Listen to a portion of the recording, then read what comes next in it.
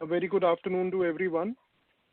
I welcome you all for the webinar, which is basically hosted by McGraw-Hill Education, and it is basically for the book, which is the International Relations. We have planned 5 webinars in the entire series, and the first webinar that is going to happen today is basically on a topic called Fundamentals of Foreign Policy Studies. The objective of this topic primarily is to give the students a complete idea about certain foreign policy vocabulary and certain foreign policy terms which have to be used by the students while writing the answers. Because when an examiner looks for your particular answer in the mains examination, they are basically looking for a certain foreign policy vocabulary. So not only will we try to build that today, but also these terms which are frequently mentioned in the newspapers will also enable you to understand the newspapers better. So the objective of learning many of the concepts that we are going to discuss today is that firstly, as I said, they will help you to build a vocabulary, which will help you to write better answers. And secondly, at the same time, it will help you also to understand the terms and the things which are coming in the newspaper. Now, there are 2 things which I would like to clarify before we proceed further. The first thing is that for the first 40-45 minutes, let me be doing the discussion for the terms. And once the discussion of the terms are done and the discussion of this entire webinar is over, there will be a question answer session towards the end of the webinar. And please post questions which are relevant to the topic that we have discussed. And please ask questions if you would like me to clarify any specific term that you may not have understood or you would want me to repeat, and I would be happy to do that. But please stick to make sure that your questions are related to the webinar that is there and also to the topic that we have discussed, and not anything which is not as a part of the webinar discussion for the topic today. So without wasting much time, let us start with the topic here, the fundamentals of foreign policy studies. So here basically there are various terms, as I said in the beginning, that I would like you all to know and I would like you all to understand because they will help you in clarifying your fundamentals for the subjects. So the first important concept here is basically called the concept of alliance in international relations. Now, as far as the concept of alliance is concerned, what is an alliance? Why do countries sign an alliance? And what benefits do they accrue out of signing an alliance? That is the objective of learning this concept. Alliance is a very frequently used term in the international relation diplomacy also. As far as alliance is concerned, you have to first understand one thing, that it is always a written formal agreement. When we say that it is a written formal agreement, it means that, whatever is going to be the concept of the alliance, whatever is going to be the content of the alliance, that is always going to be written down. So alliances are never oral in nature. They are always basically written formal agreements, number 1. Number 2, alliances happen between 2 countries and 2 or more countries also. It's not necessary that there has to be a fixed number of countries when an alliance is formed. Alliance can happen between 2 and more than 2 countries as well. Most of the times, in fact, we have seen that alliances happen between multiple countries. That is why we at times also say that alliances are multilateral in nature. So therefore, there has to be a written formal agreement, number 1, as I said. Number 2, there can be 2 or more than 2 countries involved in the alliance. Now, also you have to remember one thing, that what happens in an alliance? In an alliance, whenever 2 countries or more than 2 countries want to sign that particular alliance as such, they have to do that based upon certain common values. Now, this is a very important thing to remember. Any alliance involves understanding of common values between states. So what are common values? Common values basically are those values that bind the 2 states or many states in an alliance together. So it is something basically which is an element of togetherness that brings you all together at one particular platform. In international relations, when we use the term common values, we refer to basically 3 types of values. The first value is called the cultural value. Sometimes alliances can be signed based upon a cultural congruence. Cultural congruence basically means cultural similarity between different countries. So for example, all Hindu countries or all Muslim countries or all Jewish countries may come together to, form an alliance. Christian nations may come together to form an alliance. One such classical example of cultural aspect being used to create an alliance is example of Middle East Security Alliance, MESA. MESA is a Middle East Security Alliance which was created on the cultural value of Islam in the Middle East by all the Middle East countries which are there. So one value which can be a common value is a cultural value. One of the dimensions of the culture can be religion, as I just said in the case of MESA, Middle East Security Alliance. Similarly, and more importantly rather, economic value can also be a value for the alliance as such. Now, when we say economic value, what is the meaning of the word economic value? Economic value means that the commonality of economy. Economies are basically of two types, broadly speaking, closed economies and open economies, as you know. So countries which are closed economies normally are not able to form an alliance. Why? Because they don't do any kind of trade. So whenever we use the economic value, we are referring to the value, economic value of an open economy. Open economy means an economy which is based on trade, and economy which is based on capitalism. So open economies have a common value that, they are countries with a similar economic system of capitalism. They may enable to sign, that may enable them to sign an alliance, and such an alliance will enable the countries to also deepen their engagement. Similarly, apart from economy as a value, the third value can often be used is a political value. So what is a political value? A political value can be a similar political system. So for example, one of the most commonly used political systems in the formation of alliances has been basically democracy. So democracy, if one country is a democracy, another one is a democracy, they both share a common political value. And if they share a common political value, that can be one of the preconditions to sign an alliance. So now there are two things to remember before we proceed further. One, alliances are always written formal agreements. Number two, they are based upon common values. The values can be, as we discussed, cultural, economic, and political. It can be all the three together, which is the ideal condition. It can be two out of the three, it can be one out of the three. But without a common value, the formation of alliance doesn't really occur. If you don't have something in common with another country at a value level, you obviously would not engage at the alliance level. You may engage bilaterally with them, but you may not be in a position to engage at an alliance level with them, because for alliance, we always need something more than what a bilateral relationship may provide. So, written formal agreement, common values. Now, number three, in an alliance, you have to understand that, one country always proposes the alliance to another country, or one country proposes the alliance to a group of other countries. So as I said, alliances can be between two countries or two or more than two countries. In case it is more than two countries, or even if it is between two countries, one thing is very clear. Alliance is always going to be proposed by one country to another country. Somebody will propose an alliance to the other. So let's say there are two countries, A and B, A proposes the alliance to B. And otherwise, if we take another scenario, let's say there are 5 countries, A, B, C, D, E. And A proposes the alliance to country B, country C, country D, country E. So one thing is very important. One country always will be a proposer of the alliance. Now, whichever country is basically proposing the alliance is one which will actually offer security protection to the other partners in the alliance. I'll repeat this. Please understand it very carefully. One country is always going to be a proposer of the alliance. As I said in our example of 5 countries, A, B, C, D, E, let's say country A is the one which is proposing the alliance. If A proposes the alliance to say B, C, D, and E, then the country which is proposing the alliance, that is the country A, will offer security protection to country B, C, D, E, etc. So that means that whichever country is proposing the alliance will always tell the other countries in the alliance, as part of the alliance, that they will be secured by the proposer.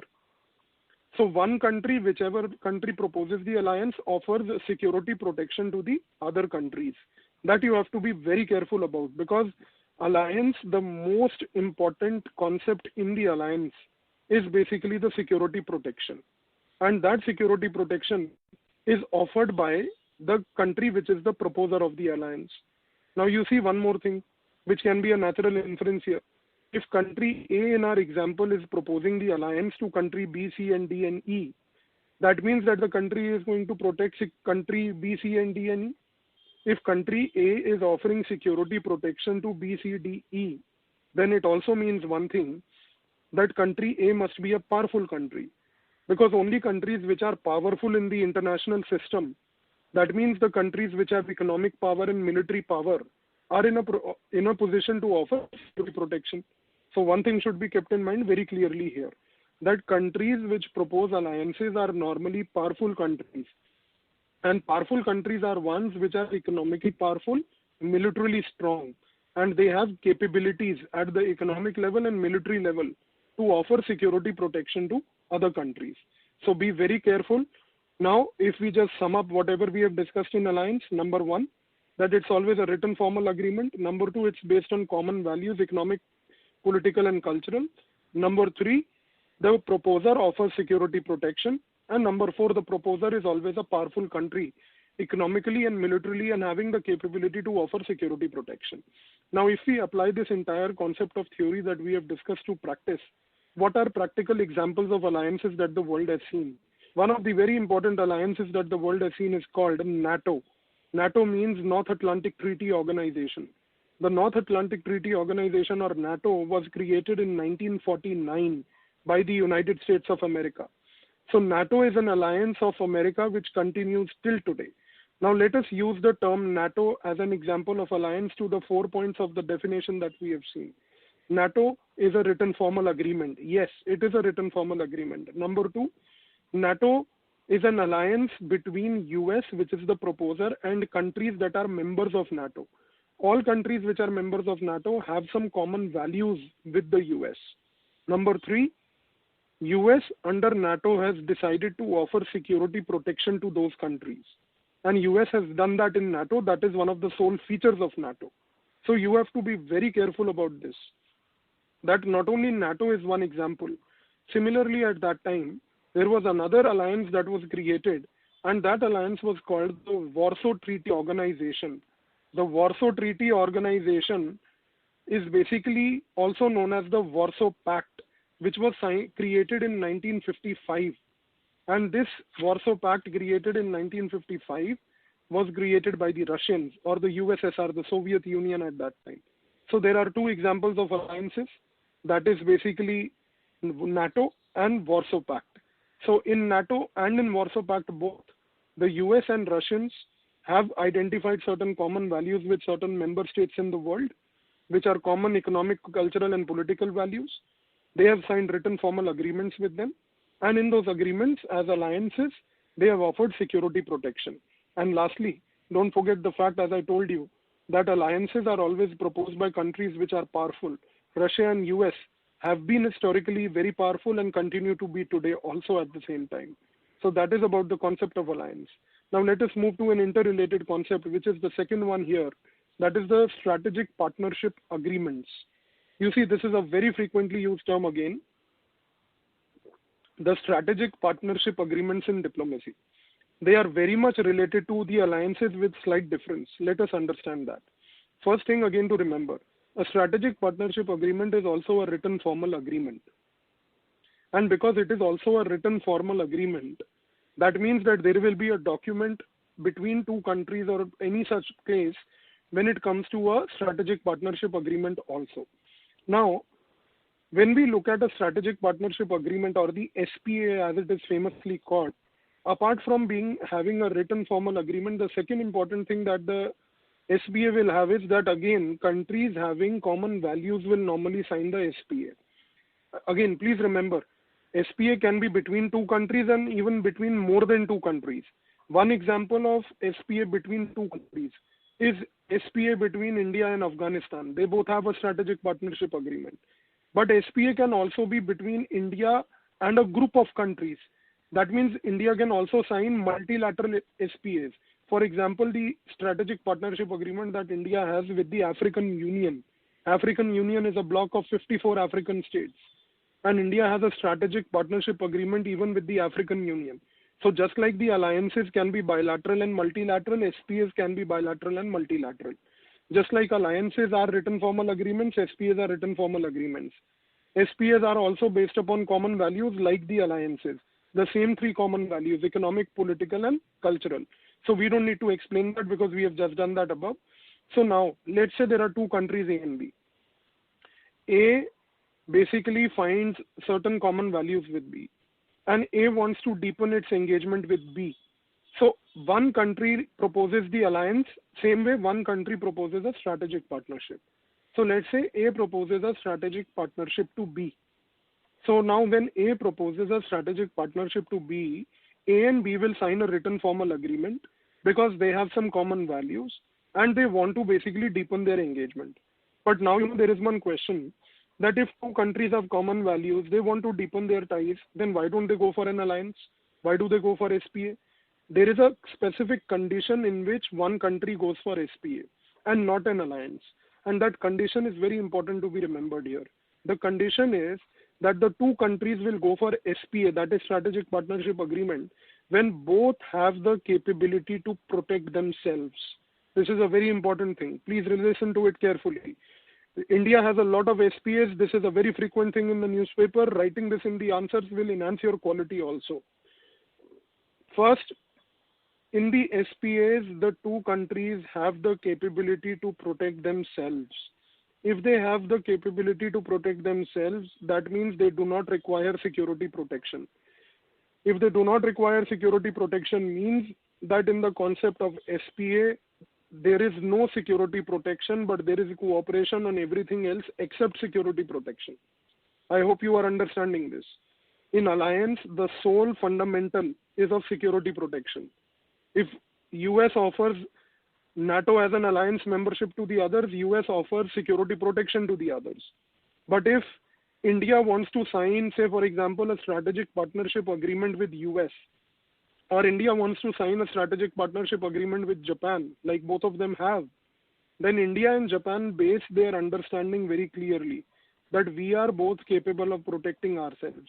And if we are both capable of protecting ourselves, we do not require security protection of each other. But because we have common values, based upon those common values, let us try to deepen our engagement with each other.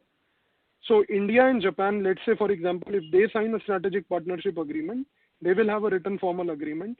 They have identified certain common cultural, economic, and political values. Based upon that, they have also understood, thirdly, the difference in strategic partnership agreement from an alliance, that we are capable of protecting ourselves, we don't require security protection of each other. And because we don't require security protection of each other, we will cooperate with each other on everything else except security protection. That is why another important concept that arises here that you have to remember is that strategic partnership agreements will have multiple dimensions except the security dimension. Why there will be no security dimension is primarily because the countries have the capability to protect themselves. I repeat that again, be very careful.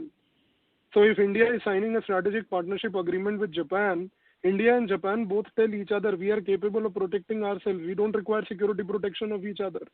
And if we don't require security protection of each other, because we have common values, we can engage with each other in many other things except the security protection. And those many other things can be cultural cooperation, technological cooperation. It can be even, say, for example, economic cooperation between the two. Now, one very important thing you have to remember, in strategic partnership agreements also, because they are multi-dimensional, where multiple dimensions of cooperation can be envisaged, the two countries can also have what is called as a security-based cooperation. But this security cooperation in a strategic partnership agreement is not going to be security protection. But this security cooperation as part of the SPA is always going to be a commercial defense agreement where there could be a commercial sale of one country selling its defense products to another country. So I hope you are able to understand this, that security can be a dimension of the SPA. But that security dimension of the SPA is not, I repeat, is not security protection, but is a commercial defense sale agreement where one country may offer to sell some defense product to another country. So defense sale can be a part of SPA. Defense can be a part of SPA, but that defense will not be defense protection or offering security protection.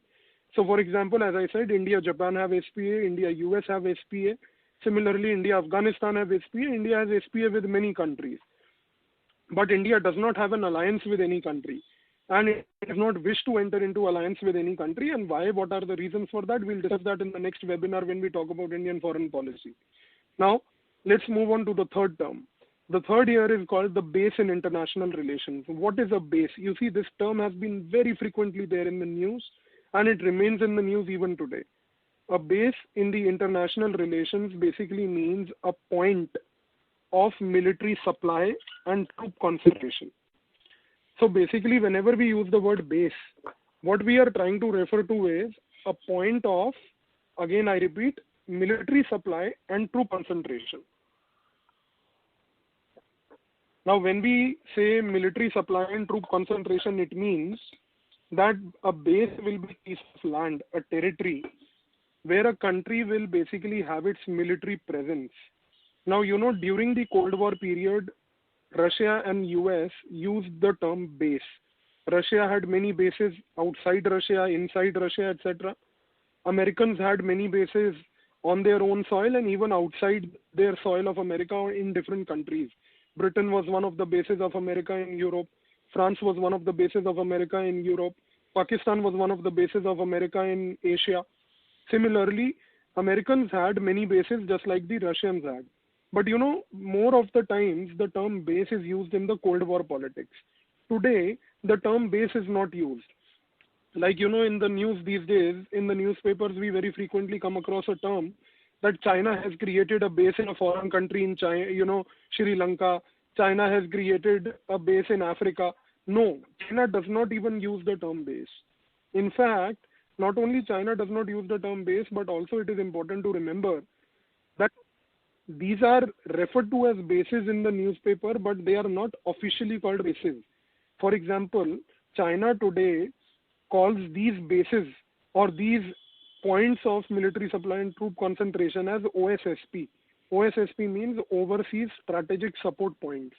You have to be very careful when you use the term in the exam, because if you are saying that China has basically created a base in Sri Lanka, the examiner has the potential to deduct your marks.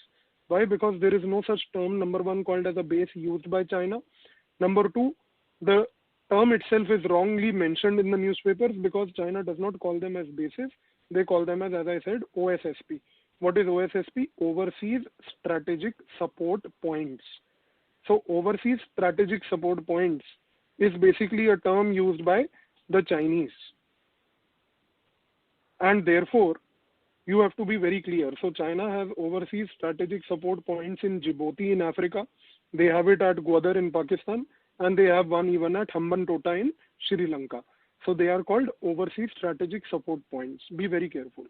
Now let's you go to the next term, that is the choke points. What is the relevance of choke points in global diplomacy? First thing is, what are choke points? Choke points are international straits in the water whose control can basically affect the commercial transit in the water. So, you know, geographically speaking, there are various kind of international straits which are used for the purpose of commercial diplomacy. They are used for the purpose of commercial diplomacy where we carry out maritime trade. For example, the Gulf of Hormuz. For example, Gulf of Aden. For example, the Strait of Malacca. These are basically international transit commercial points. They are also known as choke points. Why they are called choke points? Because if they are ever blocked by somebody, if they are choked, then they can affect the global maritime commerce. That is why you have to remember one very important thing. The reason why I deliberately chose to explain this term here called choke points is because it has been in the news with reference to China, and China overcoming what is called as Malacca dilemma. So if you read the India-China chapter in my book on the international relations, I have explained what the phenomena of Malacca dilemma is. Malacca dilemma is basically a phenomena where China believes that India, along with US and some other countries, like-minded countries, might just try to block the Strait of Malacca. And blocking the Strait of Malacca might affect the commercial transit of products for China, and that might affect the economic policy of China. So that is why, in order to mitigate the Malacca dilemma of India and others choking the Strait of Malacca, China is trying to look out for different strategies. One strategy that they have tried to work out, as I have explained in my book on India-China relation chapter, is China trying to establish a blue water navy. Similarly, they have tried to create a China-Pakistan economic corridor to overcome the Malacca dilemma. So choke points are very important. They are very frequently in the news. Please be careful about that. Now let's move on to the next term, that is the difference between conflict and war. This is a very straightforward thing. This is a very basic thing that you need to know. First thing is that when we look at the concept of war, please remember that a war is always basically declared between two countries. So if there are two countries who are involved in any kind of fighting, and that fighting becomes a war, it becomes a war only when it is declared. Please remember that. Let me put this in a form of a simple example. Pakistan attacks India. When Pakistan attacks India, they violate the sovereignty of India. If they violate the sovereignty of India, and if India believes, very important, if India believes that the attack by Pakistan has led to the violation of its sovereignty, then India can declare a war upon Pakistan. So wars are always declared, number one. Number two, war, when it happens, can take any form. It can be a conventional war, it can be a nuclear war. The world has never witnessed a nuclear war, but has gone very close to a nuclear war. Cuban Missile Crisis was one example for that. India, Pakistan, for that matter, have come very close to a nuclear war, specifically whenever, Pakistan has tried to attack India and the temperatures start rising in India, even in Pakistan also. So wars are always declaratory. Number one. Number two, when you talk about the word conflict, conflicts are always due to misunderstanding.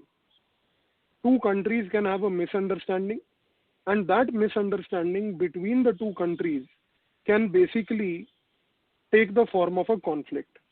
So misunderstanding is always that happens between two countries over a difference of opinion on a fact. This is very important. So two countries can have some difference of opinion. They can have a difference of opinion on a particular issue, and that difference of opinion on a particular issue can lead to a conflict between the two states where they refuse to agree upon that. If the two states refuse to agree, what will happen in that case?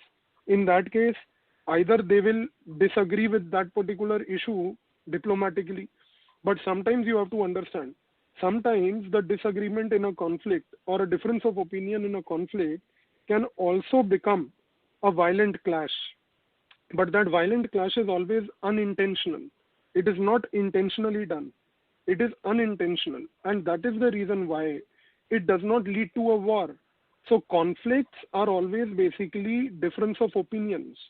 And those difference of opinions can be diplomatically tackled, or if they are not diplomatically tackled and the difference of opinion persists, it may lead to a violent clash. Let me give you a simple example.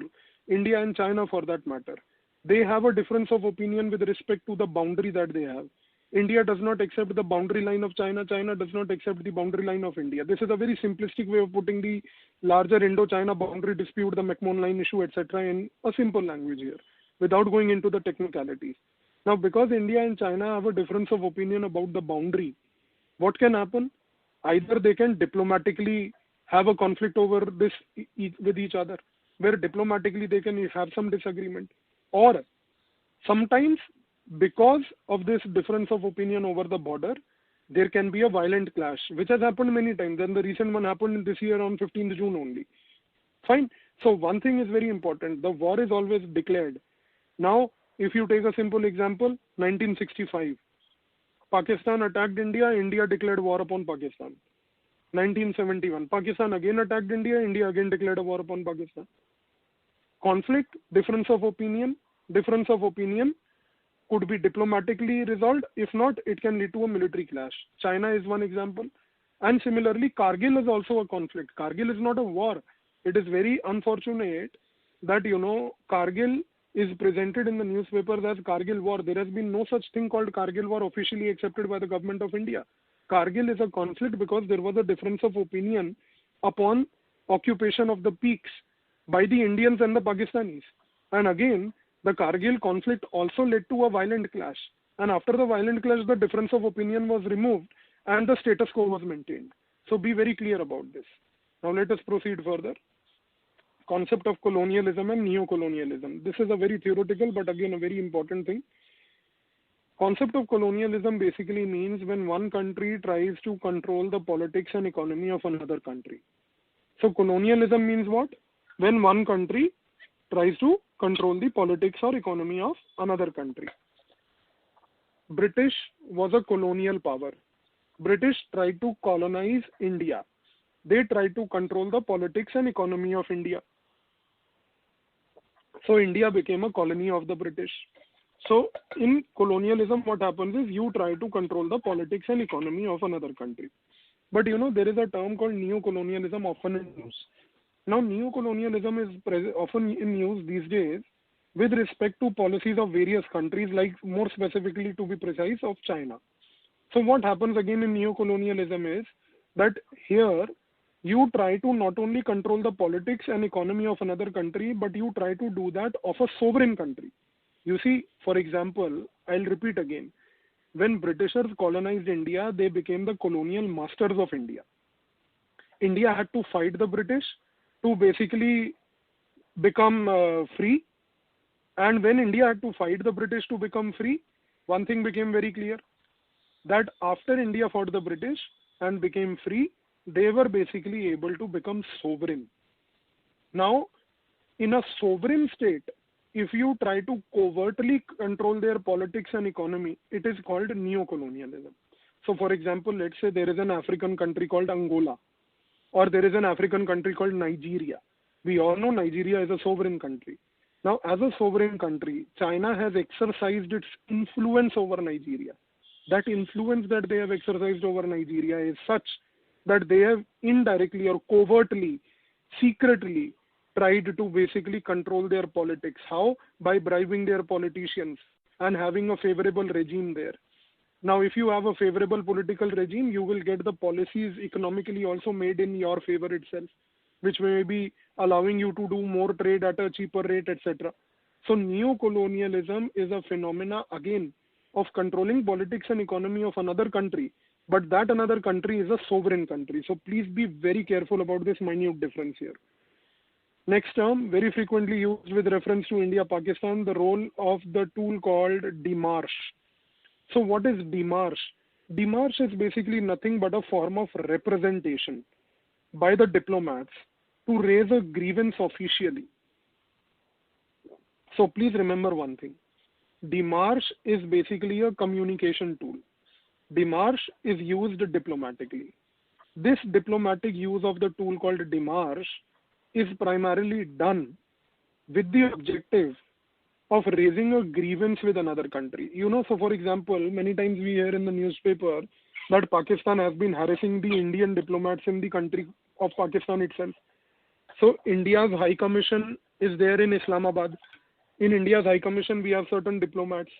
Now, normally what Pakistan tries to do is they try to harass them. How do they try to harass them? By cutting off the electricity supply of the diplomat's house at night. Or, for example, trailing their vehicles when they are going somewhere. So these are basically grievances that India may have. How does India raise these grievances if it has to, raise them with Pakistan? We use a tool called démarche. So it's a communication tool, a form of representation. So we issue a démarche, we issue a document.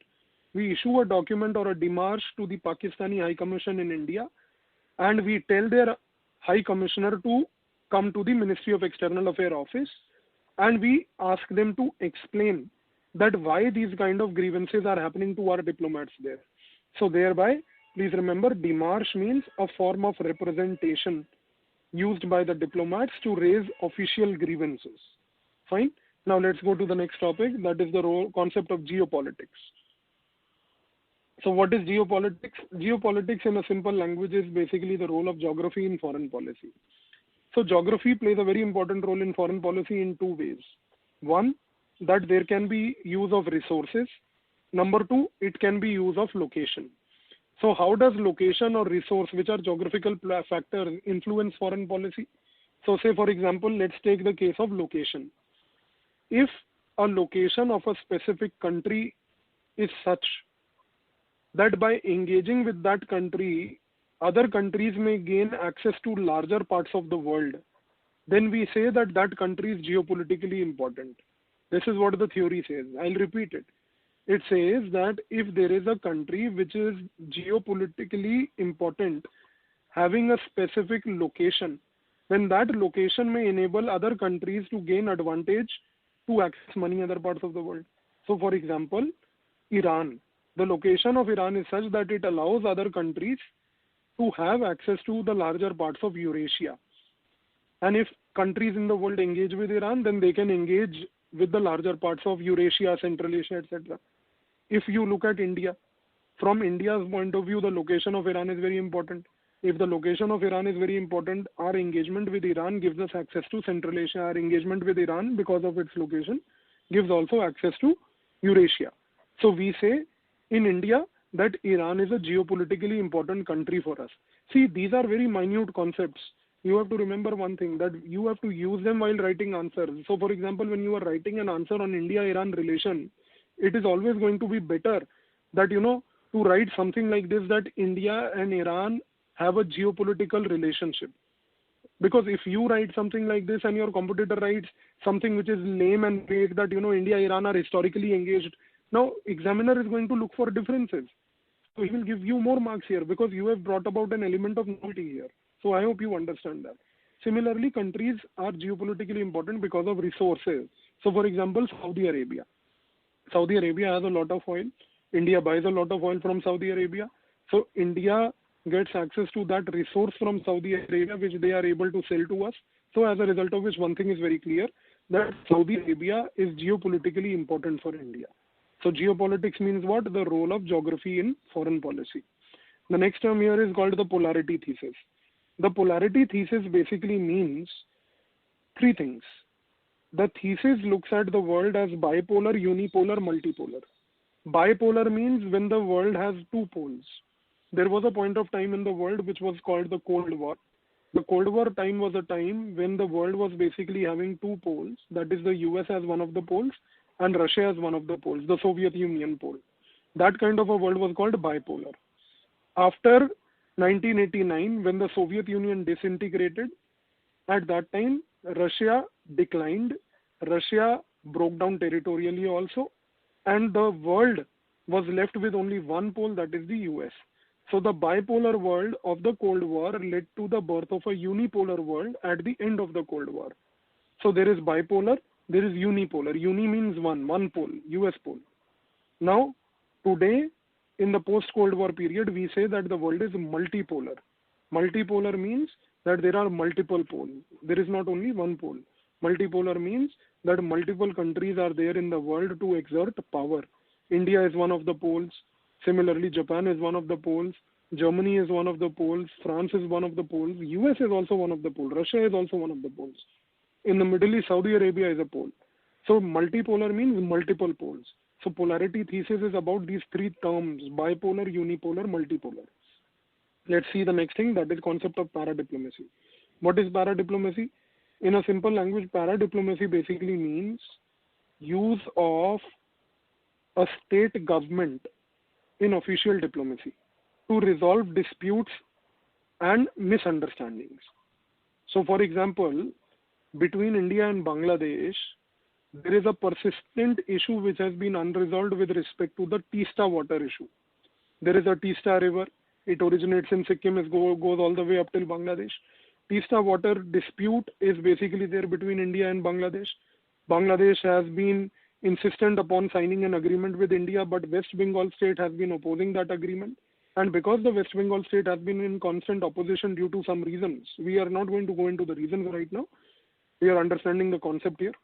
So because there is an opposition raised by the state of West Bengal, there can be use of paradiplomacy here. Paradiplomacy means allowing a constituent unit of a federation, that is allowing the West Bengal state of the Federation of India to directly talk to Bangladesh and resolve their issue with them. So idea of paradiplomacy is that it's decentralized diplomacy. It's a new concept. It has emerged since 1991 at the global level. And with reference to India, it is more practiced when it comes to the state of West Bengal in relation to the Bangladesh. So allowing a federal unit to undertake diplomacy with another state to resolve any grievances or issues. Keep that in mind. Let's proceed further. The difference between treaty, convention, and protocol. See, treaty, convention, and protocol are basically different types of agreements. All the three, all the three are written in a very simple language for the time being. Please remember one thing: a treaty, as an agreement, is basically signed on specific issues between different countries. Those issues can be cyber security cooperation, those issues can be agricultural cooperation, water sharing, etc. Similarly, when we talk about the word convention, the term conventions are also agreements, and these agreements basically are declaratory in nature. Declaratory means that they declare and they define some particular phenomena. So, for example, there is a convention called UN Convention on the Law of Seas. It's also called UN Clause.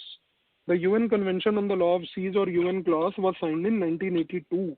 It's a convention which is a declaratory convention, an explanatory convention, a convention that explains how the seas are going to be governed. So conventions by nature are agreements which are explanatory, which try to explain an issue at large. And that explanation could be explanation of how the governance of a particular thing is going to happen. Like UN Clause governs the law of the seas. That you have to remember. Similarly, protocol. Protocol again is a type of an agreement only.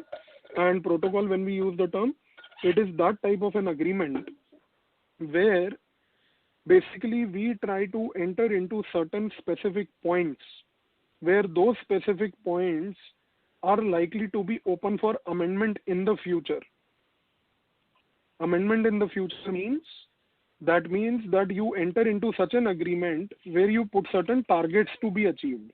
Those targets, once achieved, can be amended, and we can try to mold the agreement, amend the agreement again, and enter new targets. That means that, for example, Kyoto Protocol. Kyoto Protocol is called as a protocol and it's not called as a convention. We don't call Kyoto as a convention. We call it as a protocol because it had certain targets to achieve. Once the targets were achieved, we were able to amend the agreement called Kyoto Protocol and add new targets to it. So protocol is basically an agreement that is always open to amendment. Are you getting that? I hope you are understanding. Treaties are basically simple agreements on specific issues, conventions, explanatory, declaratory, and thirdly, protocol. Protocol means agreements that are open for amendment. Now, what is the difference between signature and ratification process for the three? Signature basically means that when you sign a treaty, it means at that time that you have an intention to follow the points of the treaty, but there is no obligation to follow. And you will also not violate the provision of the treaty. So, say for example, if there is an international treaty that India happens to sign, signature means that India has an intention to follow that particular treaty. But signing on signature of the treaty places no obligation upon India to follow the treaty. So there is no obligation to follow, but there is one obligation that you will also, after signing the treaty, not violate its provisions. So you have to be very clear here that there is no obligation to follow in case of signature of treaties. Similarly, when we talk about ratification, ratification is a process where you not only sign the treaty, but you also get the treaty passed through your national parliament. And when you get the treaty passed through your national parliament, there are two things that happen here. One, that you, after ratifying a treaty, officially accept that you are going to follow the treaty's obligations, and you have an obligation to ensure that you don't violate any provision of the treaty. So in signature, while there is no obligation to follow all the points, in case of ratification, number one, there is an obligation because you have ratified it. And number two, as I said, that in ratification, you have to use the national parliament to also get the treaty passed from there. So in ratification, we normally say, theoretically at least, that the will of the people has been reflected on the international stage. Because if the national parliament signs and ratifies the treaty, in the parliament, the members come from different constituencies throughout the country who have been elected by the people. So will of the people gets reflected, and it is the will of the people that they have an obligation to follow all the provisions of the treaty. That is what we are trying to say when it comes to ratification part. Now let's go to the next term, concept of comprehensive national power. What is comprehensive national power? Comprehensive national power is the value of economic, military and diplomatic capacity of the state. So a combination of your economic, of your military and of your diplomatic capacity constitutes your comprehensive national power. So please keep this in mind. We will be discussing it again also, because the comprehensive national power of India today is 3 times lesser than that of China. That means, broadly speaking, economic, military and diplomatic capability of China is 3 times more than that of India. So that is the reason why China is basically more powerful than us. When we say the term powerful, normally powerful is a layman term. In diplomacy, we use the term comprehensive national power to signify the term powerful. Economic, military and diplomatic capacity. Now next is the concept of hyphenation, dehyphenation. Very frequently used and very important again. Hyphenation basically means looking at 2 countries together by engaging with them in a manner that you also calculate the associated risks and associated impact on the foreign policy. You see, it's a slightly complicated thing. Let me put it in a very simple manner. US for a very long period of time had undertaken hyphenation of India and Pakistan. That means if US did anything to India or gave any particular thing to India like a defense product or something, they would always look at its impact upon Pakistan also. So in hyphenation, you look at the 2 countries together, hyphen them. So hyphenation comes from the word hyphen. That is why the US used to use a term called Indo-Pak. Now that term Indo-Pak is no more in use. Indo-Pak means that if anything is done by the US to Pakistan, they will look at its impact on India. If anything is done by US to India, they will look at its impact upon Pakistan. So one thing is very clear, that hyphenation is always looking the 2 countries together. Dehyphenation is exactly the opposite, separating the 2 and looking the 2 differently. So US policy with respect to India and Pakistan initially was of hyphenation, but it's today of dehyphenation. Dehyphenation means that US does not look at India and Pakistan together. US looks at India separately and does not bother about its impact on Pakistan. So for example, if today US has given a nuclear deal to India in 2005, there is no obligation on US to give a similar deal to Pakistan, because they are not concerned about Pakistan in the same way. So hyphenation, dehyphenation, togetherness and separateness. Now similarly, joint naval exercise, joint naval patrolling. We see joint naval exercises are primarily done between 2 and more than 2 countries to undertake an interoperability. Interoperability means that in case of a futuristic conflict or war, the 2 countries will basically be in a position. See, joint naval exercise, again as I said, their concern is interoperability. Interoperability means that 2 countries who are doing an exercise, naval exercise, are able to understand the operational procedures of their navies in case of conflict and war in the future. So for example, if US and India do a naval exercise, India will send some naval ships and US will send some naval ships. They will try to understand the naval procedures of each other. These naval procedures that they will try to understand of each other will help India and US tomorrow to synergize their operations in case there is a conflict or a war between India and any other country where US can come and assist us. So joint naval exercises are always done. Please remember, this is very frequently there in the news, and using the term appropriately will fetch you more marks. So joint naval exercises are basically done for interoperability. That means understanding of operational procedures as such. Similarly, in contrast to joint naval patrolling, joint naval patrolling is basically a preventive exercise. So in joint naval patrolling, two or more than two countries will come together to undertake patrolling activity to prevent, say, piracy, prevent illegal fishing, and prevent smuggling activity. So one thing is very clear, that in case of joint naval exercise, the question is of interoperability. In case of joint naval patrolling, the question is preventive in nature, a preventive activity beneficial for both the states or more than two states, whichever they are involved. So let's proceed further. Let's go to the next term. Now, when we look at the next thing, that is the nuclear fuel cycle, and we look at the enrichment processes.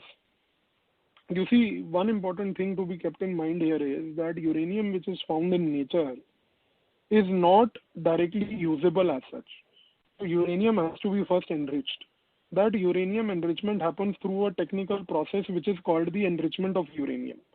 Once the uranium is enriched, there are different percentages of enriched uranium which are used, and different percentages of enriched uranium basically help the countries to undertake the use of uranium for whatever purpose they want to. So for example, once you mine the uranium from the earth and you undertake the technical process of enrichment of uranium, you can enrich uranium up to three different percentages. Percentage number one is called enrichment of uranium up to 3 to 5%. Enriching uranium up to 3 to 5% basically means that uranium is used for civilian use. So first category of enrichment of uranium is what? Uranium enriched up to 3 to 5%. 3 to 5% uranium enriched basically will be used for civilian use. Now this civilian use of uranium which is enriched up to 3 to 5% is normally used for the purpose of generation of nuclear electricity. Similarly, once you are doing the enrichment, if you enrich the uranium up to a slightly higher percentage and you reach the percentage at the level of 20% uranium, that uranium which is enriched up to 20% is going to be called uranium which is enriched for again civilian use but put to use for nuclear medicine. So you see 3 to 5% and 20% both come under the civilian category. So when you have mined the uranium from the earth and you have enriched the uranium through a technical process called enrichment of uranium, then you are able to enrich uranium up to different percentages. 3 to 5% civilian use for electricity, 20% civilian use for the purpose of nuclear medicine. But when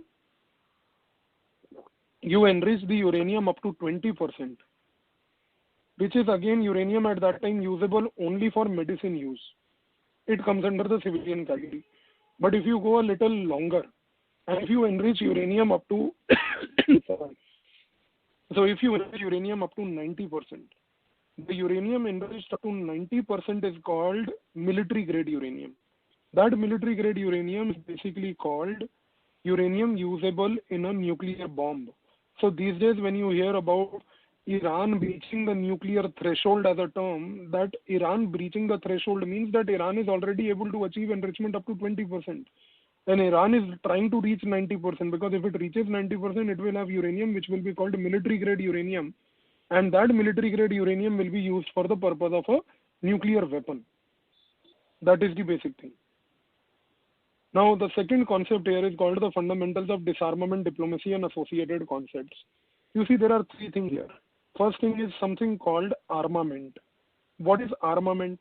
Armament is a process where you increase your arms. So if you have certain arms which include nuclear arms, building more of those arms, including building more of those nuclear arms, means a policy of armament. Similarly, as a peaceful measure, countries normally go for disarmament. So disarmament means reduction in the number of arms that you have. First is armament. Armament means you increase the production of arms, which includes nuclear arms. In order to promote more peaceful posture in the world, countries try to go for disarmament. So disarmament means a reduction in the production capability, reduction in the stockpile that you have.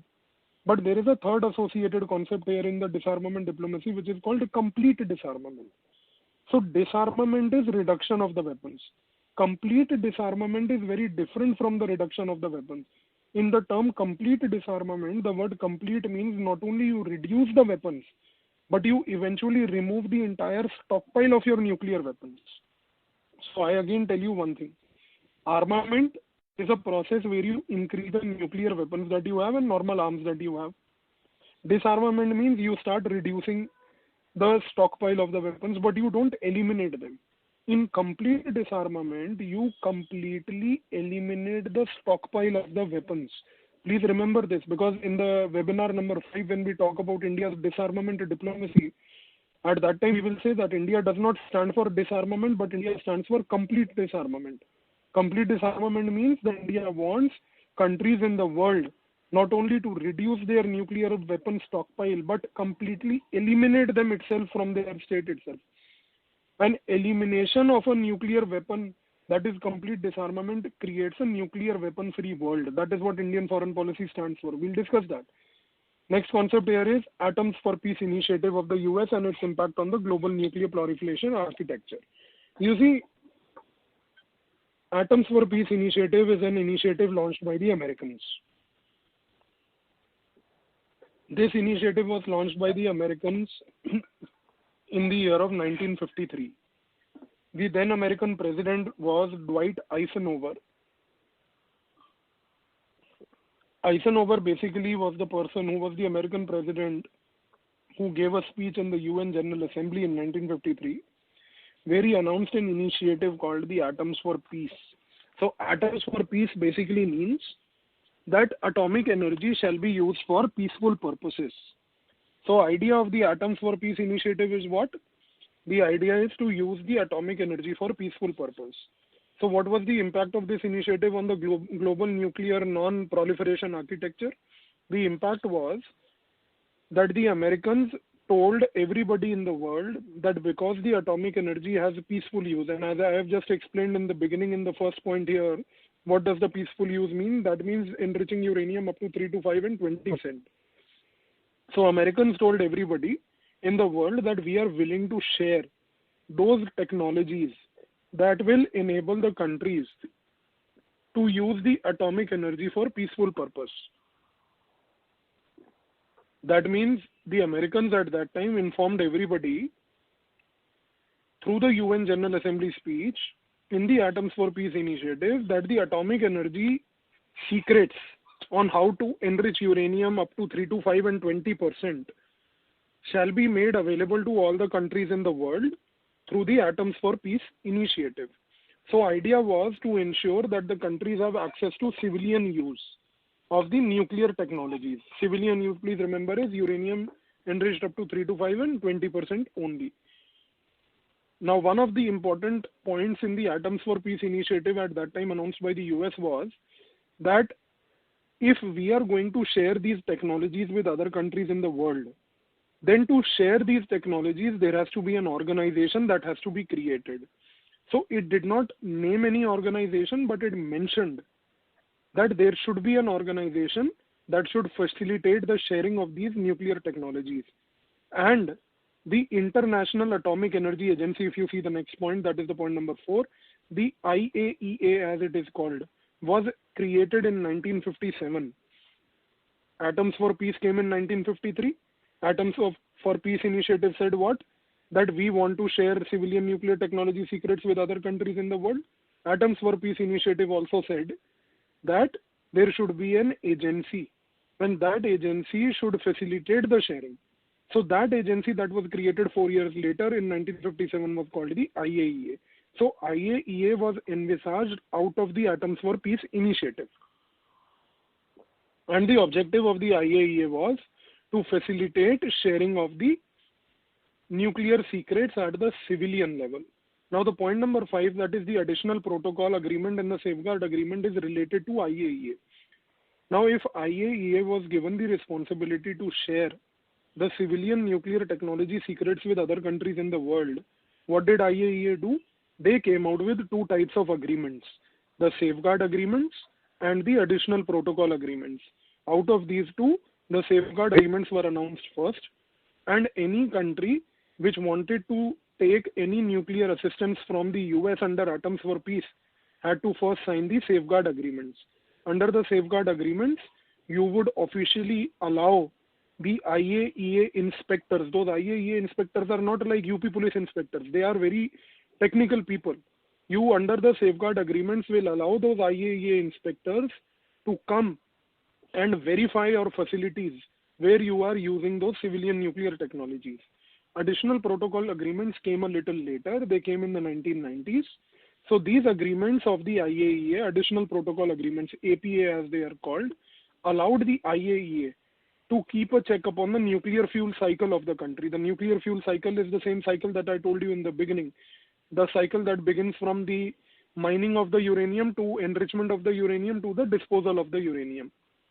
So additional protocol agreements basically enlarged the responsibility of the IAEA, gave them a much bigger responsibility to basically go and even check the nuclear fuel cycle. So please be very careful. The nuclear fuel cycle is inspected by the IAEA under the additional protocol agreements, whereas the safeguard agreements are more generalist agreements, which are basically designed to prevent the proliferation of civilian technology for military use as such.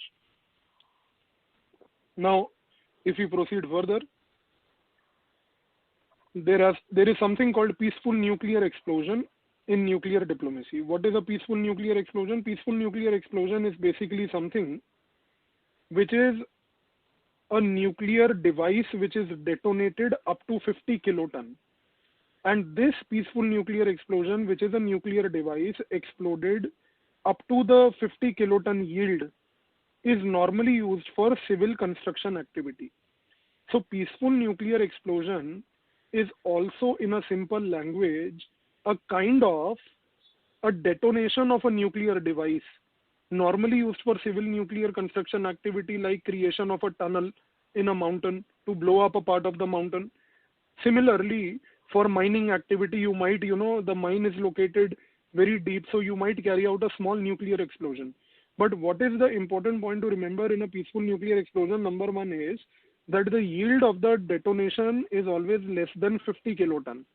But please remember, the peaceful nuclear explosion is also known as a technology demonstrator. Technology demonstrator means that detonating a peaceful nuclear device for civilian activity means that you have the capability to undertake a nuclear test in the future. How that link happens, we will see that in the webinar number 5 when we talk about the nuclear issues. But please remember one thing. As I say again, a peaceful nuclear explosion is a technology demonstrator. Technology demonstrator means that carrying out a peaceful nuclear explosion is a demonstration that you have the technology to carry out a nuclear test in the future. Now, if you look at the point number 2, the nuclear test. In a nuclear test, you again undertake detonation of a nuclear device. But in this nuclear test, the device that you detonate is much more than 50 kiloton in the yield. So the yield of the weapon that you undertake in the form of testing in the case of nuclear test is a very, very high yield as such. And what is called as the subcritical state? Subcritical state basically means that when you test a nuclear weapon which has a very high yield, you generate a lot of data. The data normally, when you see, I'll put it more simply. You undertake a nuclear weapon test. When you do a nuclear weapon test, what happens is that you generate a lot of data about the yield of the weapon that you have detonated. That yield of the weapon and the data related to that is very, very important data. Because if you reach a specific state in the yield of the test, then in that case you will have that amount of data with you, that such data can be used to undertake a computer simulation to improve the yield of the weapon further. That means that when you undertake a nuclear weapon test, you basically generate a lot of data, and if you generate sufficient amount of data which can help you to improvise upon the yield of the bomb through computer simulation, then we say that you have achieved the subcritical state. That is why normally when a country undertakes a nuclear weapon test to improvise the yield of the nuclear weapon, it does not need to carry out nuclear test again and again. It can use the data generated through a nuclear test once and do computer simulation to undertake improvisation of the weapon again further.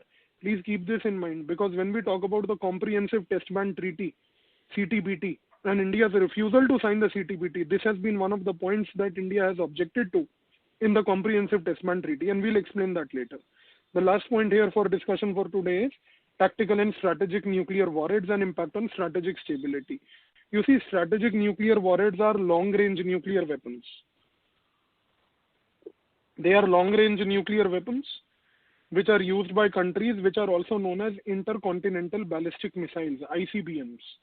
Tactical nuclear weapons or nuclear warheads are, on the other hand, short nuclear warheads.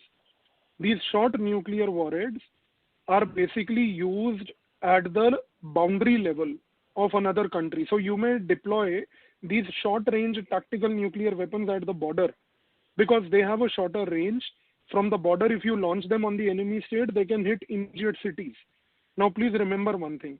For the timing today, India focuses more on strategic nuclear warheads. Pakistan focuses more on tactical nuclear warheads. Geographically, India wants to cover a vaster territory in case if it wishes to ever go for a nuclear attack, though it will never do that, but it still wants to have strategic nuclear warheads, which are basically long-range nuclear weapons. Pakistan always goes for tactical nuclear warheads, that is short-range nuclear weapons, which they have deployed on their border. And as we will see when we discuss India-Pakistan, that these tactical nuclear weapons that Pakistan has deployed on their border enables Pakistan to enjoy a tactical edge when it comes to use of nuclear weaponry. So strategic stability wise, tactical nuclear warheads disturb the strategic stability more than the strategic nuclear warheads. So these were the terms that I wanted to discuss with you today. Now we shall open a question answer session, and please let me know if you have any questions so that we can answer those questions and help you address your doubts which are there.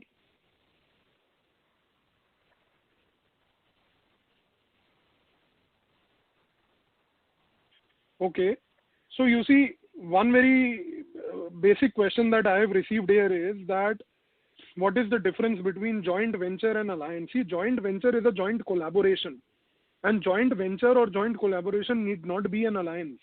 A joint venture can be a venture together at the naval level, it can be at the defense level, it can be at any other strategic level.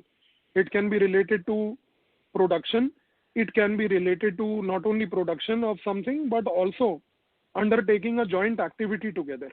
Whereas alliance, I have already explained, it is more to do with basically the security protection offered by one country to the other. So that has to be kept in mind. Okay, so there is another question that, there is a term called hot pursuit, which is there in the news. I'll give you a simple example to explain this. The hot pursuit is basically an operation which is carried out on the land between militaries of the two countries. So what happens is that two countries may have an agreement for that in first, because without an agreement, hot pursuit operations are not carried out. India and Myanmar use the term hot pursuit very frequently.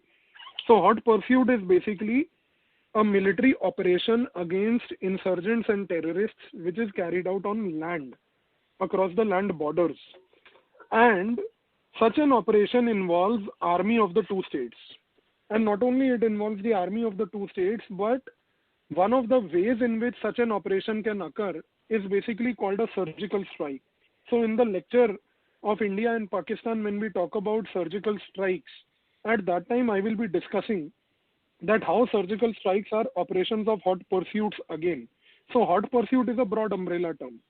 It is basically an umbrella term to signify military operations between two countries on the land that may occur as such. That you keep in mind for the time being. India, Myanmar also have an agreement where they basically do this kind of a activity, and where basically such kind of hot pursuit operations are carried out against insurgents. One way of doing hot pursuit is, as I said, surgical strikes. We will explain what they are later. So you see, for example, what one question is very important here, and I think it's quite relevant, that is India losing out on some benefits by choosing to not enter into an alliance? The answer is no. India is not losing. India, in fact, right from the day one has been always very clear that, we don't want to enter into any alliance primarily because we have the capability to protect ourselves. And therefore, we don't need any kind of security protection from anybody. We may engage with somebody to enhance our security capability, but we don't need any kind of, security protection from somebody. So that has to be kept in mind. And please remember, non-aligned movement, which we will discuss in the next webinar, is not an alliance. And why it is not an alliance, we will see that later, and I will explain you in the next agreement. Similarly, there has been a question that can the secret alliances in Europe in 1800 and 1900s be considered SPS? The answer is no. The fact that they were signed secretly, they still had a written agreement, and they still were based upon common values. So they will not be called SPAs. They will still remain alliances only. So one thing is very clear. Again, there was this question that is the difference between alliance and the SPA only in the security aspect? The answer is again yes, sir. It is only in the security aspect. Because in a strategic partnership agreement, you will not have any kind of security protection. Please remember that. Are SPAs made only for trade purpose? Again, the answer is no. Please remember that SPAs can be for multiple dimensions. Trade could be one of the dimensions. That you have to remember as such for the time being. Now, there is a very important question. What about the International Solar Alliance? International Solar Alliance is also an alliance or a grouping of like-minded countries that have come together. And these countries have come together to cooperate on solar protection, the development of solar energy. So please remember, when we normally use the term alliance in international relations, it is always in the context of security protection. But these days, in the post-Cold War period, we have started witnessing alliances which are there, which are not only security, but are general with respect to certain specific points. And they basically include, one of them is a International Solar Alliance. So International Solar Alliance is a grouping of like-minded countries. It is again based on common values. But here, there is no security protection involved. There is joint collaboration for development of solar technology. That you have to keep in mind. So please remember, alliances are basically used in two contexts. The common context is called the security context.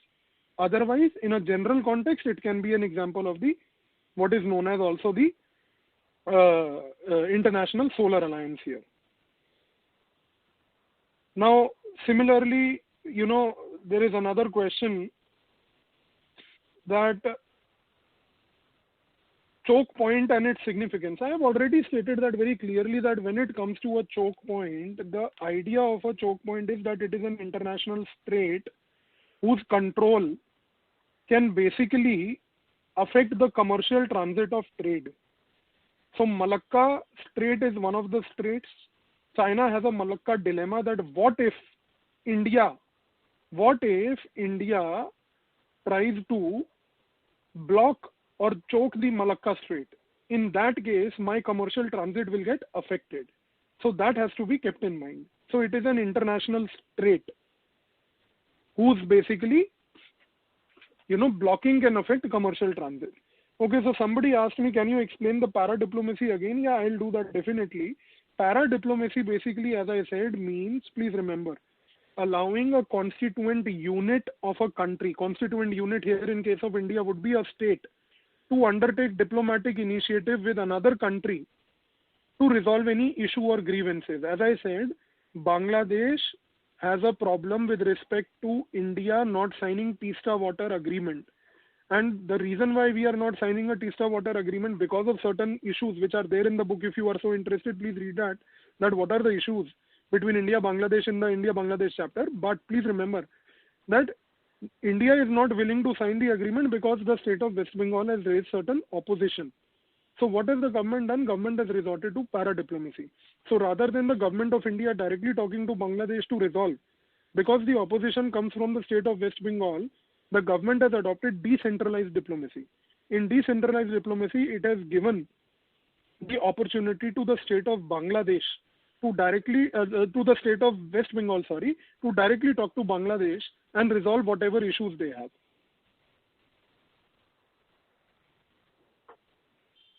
Now, as most of the countries use the term base, China is the only one that uses the term OSSP. So there is no other term which is used. India does not have any term for the same, and India does not even have a base. Please remember that.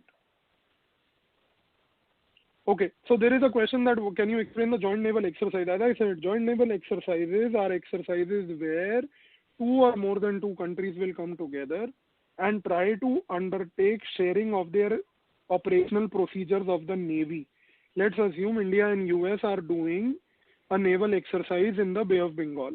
So India will send some ships, US will send some ships, India will share with the US Navy that, if there is a situation like, say, for example, an attack upon us by our enemy like this, then these are the operational procedures we will use. US will tell India ki no, in our opinion, if there is an attack on you, on the waters through a missile like this, these are the operational procedures you use. So what is happening in a joint naval exercise? They are sharing their operational procedures with each other.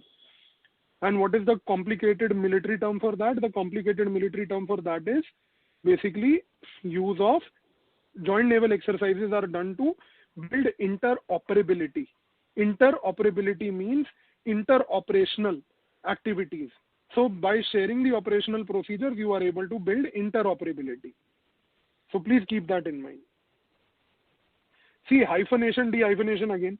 Hyphenation, as I said, looking at the two countries together. US in the Cold War would always look at India and Pakistan together. So US would try to do something for India, they will look at its impact upon Pakistan. If they do something upon, Pakistan, they will try to look at its impact upon India.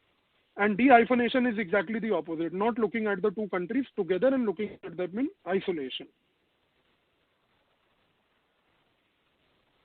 Similarly, for example,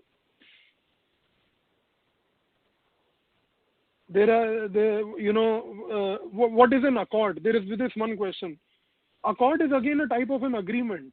It is just like a treaty. So sometimes the treaties are also called accords by country. But accords will have a little bit element of declaratory aspect, which is normally found in the convention. So keep that in mind. Okay, subcritical state. Subcritical state basically means, as I said, you test a nuclear weapon, you generate data,